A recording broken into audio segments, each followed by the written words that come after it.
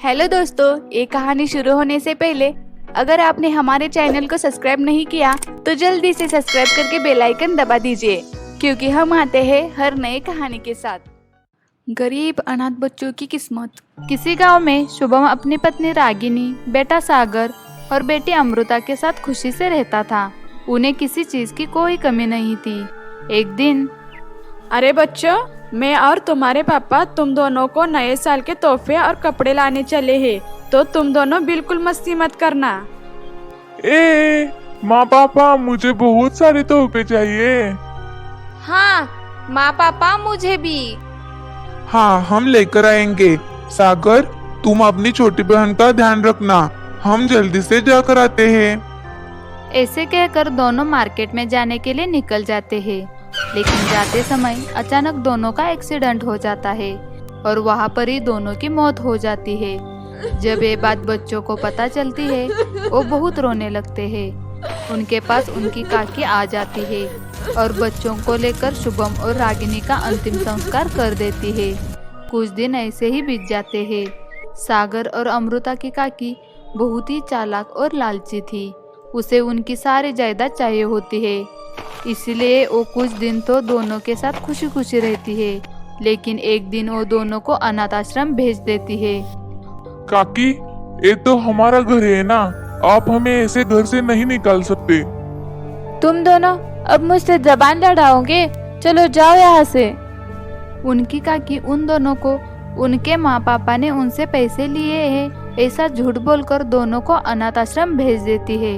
एक आदमी उन्हें लेने के लिए आ जाता है। दोनों गाड़ी में बैठ जाते हैं। भैया, हम कहाँ जा रहे हैं? अमृता, यहाँ नजदीक ही एक अनाथ आश्रम है, हम वहाँ जा रहे हैं। वहाँ सब कुछ कैसा होगा?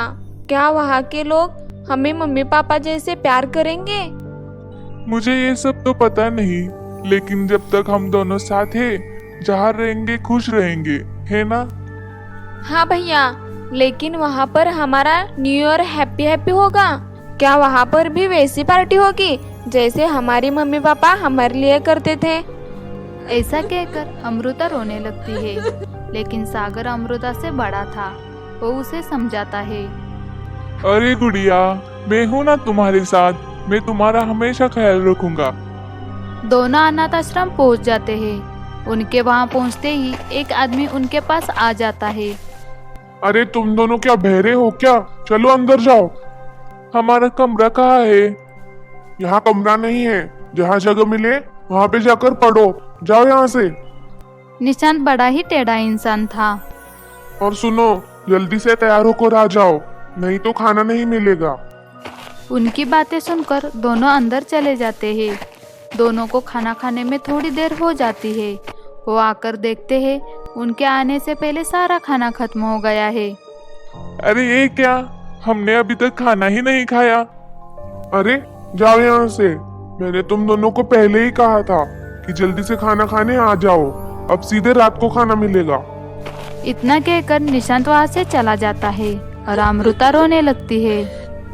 भैया, अब हम क्या खाएंगे? मुझे तो बहुत भूख लगी है। भैया चलो ना, हम अपने घर चले जाते हैं। नहीं गुड़िया, अब हम उस घर में नहीं जा सकते, अब वो हमारा घर नहीं है।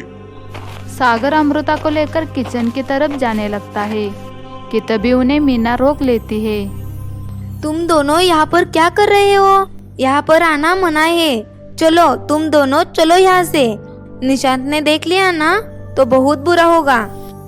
जिसे जो चाहिए वो करे, लेकिन मैं अपनी बहन को भूखा नहीं सोने दे सकता, मुझे उसके लिए खाना चाहिए। अच्छा ठीक है, तो चलो मेरे साथ, मैं तुम्हें खाना दे देती हूँ। तीनों मिलकर पीछे के दरवाजे से अंदर आ जाते हैं और तो देखते हैं कि वहाँ पर खाना ढेर सारा होता है। सागर अपनी बहन के लिए थोड़ा खाना ले लेता है और वो बाहर आ जाते हैं। बाहर आकर अमृता खाना खा लेती है। उसे देखकर सागर को थोड़ा सुकून मिलता है। ये क्या मीना, अंदर इतना खाना है लेकिन उन्होंने थोड़ा सा ही खाना बाहर बांटा, आखिर चल क्या रहा है यहाँ पर ऐसे ही चलता आ रहा है। यहाँ हर महीने ढेर सारा अनाज आ जाता है, लेकिन उनमें से बहुत थोड़ा अनाज ही हमें मिलता है। और हमारा बचा हुआ खाना निशांत बाहर जाकर बेच आता है और इसकी वजह से हमें भूखा रहना पड़ता है। ये तो बहुत गलत बात है। तुम लोगों ने इसकी कंप्लेंट क्यों नहीं की? कैसे करे, किससे करे? इस अनाथ आश्रम के मालिक यहाँ कभी कभी आ जाते हैं और जब आते हैं तब निशांत उन्हें ऐसा दिखाता है कि सब कुछ यहाँ पर ठीक है।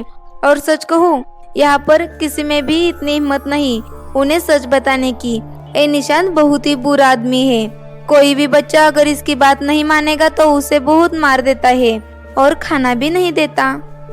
मीना की ये सब बातें सुनकर सागर को बहुत गुस्सा आ जाता है। मैं सेठ जी से कैसे बात कर सकता हूँ? मैं इस निशांत की शिकायत करूँगा। इससे पहले भी कई बच्चों ने कंप्लेंट करने की कोशिश की, लेकिन उन बच्चों को इस निशांत ने कहाँ गायब किया कुछ पता नहीं। मीना की बातें सुनकर अमृता डर के मारे रोने लगती है। अरे इसे चुप कराओ। सागर अमृता को चुप कर देता है और वो अंदर आ जाते हैं। सागर को सबकी चिंता लगी रहती है। अगले दिन अरे ओए, सुन, तू स्कूल गया है ना? इनमें से 3-4 बच्चों के साथ कुछ इंग्लिश में बोल। लेकिन क्या बोलना है? अरे कल नया साल शुरू होने वाला है ना, इस पे। और ये लो फोन, इसमें एक वीडियो भी बना दो, सेठ जी को भेजना है। निशांत को जल्दी थी इसलिए वो चला गया और सागर को मौका मिल गया। सागर ने जाकर वीडियो बना लिया और बिना देर किए वो वीडियो सेठ जी को भेज दिया। अगले दिन सेठ जी की गाड़ी अनाथ आश्रम के बाहर आकर खड़ी हुई और गाड़ी में से उतरकर वो आश्रम में आ जाते हैं। निशांत उन्हें देखकर डर जाता है।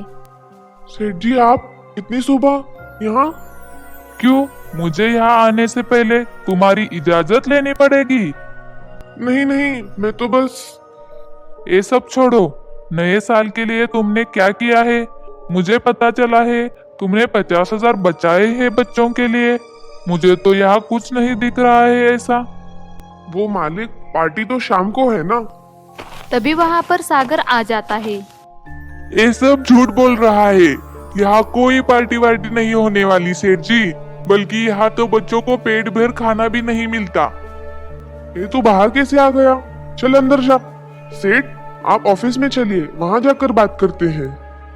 नहीं, मुझे यहाँ पर बात करनी है। तुम ही हो ना सागर, जिसने मुझे वीडियो भेजा था? जी सेठ जी। सागर ने बिना डरे सारी बातें सेठ जी को बता दी। उसके बाद सेठ जी ने निशांत को पुलिस के हवाले कर दिया। मुझे माफ कर दो बच्चों, लेकिन अब से सब अच्छा होगा। मैं खुद यहाँ का सारा इंतजाम देखूंगा और किसी को भी कोई परेशानी नहीं होगी। सेठ की बातें सुनकर सभी बच्चे खुश हो गए और शाम के समय सारे बच्चों ने नया साल बड़े धूमधाम से मनाया और सभी ने खुशी खुशी नए साल की शुरुआत की। अगर ये कहानी आपको अच्छी लगी तो जल्दी से हमारे चैनल को सब्सक्राइब करके बेल आइकन दबा दीजिए और इस चैनल को लाइक, शेयर, कमेंट करना ना भूलें। जल्दी मिलेंगे ऐसी ही नई कहानी के साथ।